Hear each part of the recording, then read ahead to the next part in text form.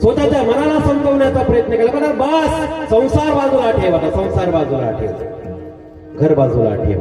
मनाला समजवण्याचा प्रयत्न आपण केला पाहिजे आणि आपण आपल्या स्वतःशी बोलणं गरजेचं आहे. भगवंताच्या भक्ती मार्गाला चालताना काल आपण सुदामा बघितला.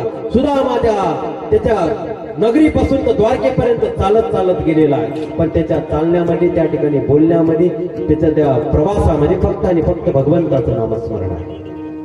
या व्यतिरिक्त काहीच नाही, या व्यतिरिक्त कुठलीच गोष्ट नाही. फक्त भगवंताचं नामस्मरण करत करत करत तो सुदामा त्या नगरीपर्यंत जाऊन पोहोचलेला आहे. जो भक्त त्या भगवंताचं नामस्मरण करत करत प्रवास करतो ना, त्या भगवंताला त्या भक्ताची चिंता असते, त्याचं चिंतन असतं. लक्षात घ्या मंडळी,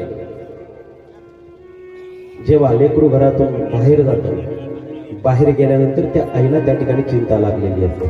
ती चिंतन करत असतं, माझं लेकरू सुखरूप पोहोचेल का, माझं लेकरू सुखरूप जाईल का, त्याला काही होणार तर नाही ना. ती चिंता ती माऊली करत असते.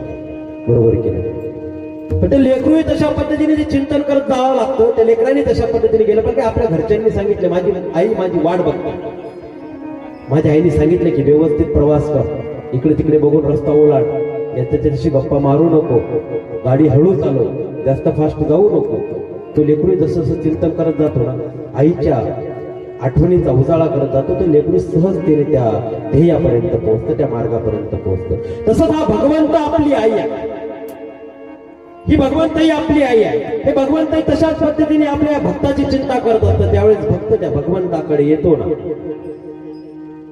भगवंताकडे येणाऱ्या भक्ताची चिंता भगवंत करत असतो की माझा भक्त सुखरूप माझ्यापर्यंत आला पाहिजे, कुठल्याही गोष्टीचं त्याला त्या ठिकाणी संकट नाही आलं पाहिजे, कुठल्याही गोष्टीचा त्रास नाही झाला पाहिजे. भगवंतही आपली चिंता करतात, चिंतन करतात. पण आपल्याला भगवंताचं चिंतन करत जाता आलं पाहिजे. पण माणूस काय करतो माहितीये का, देवाकडे जायचं म्हटलं ना तर आपण आपल्या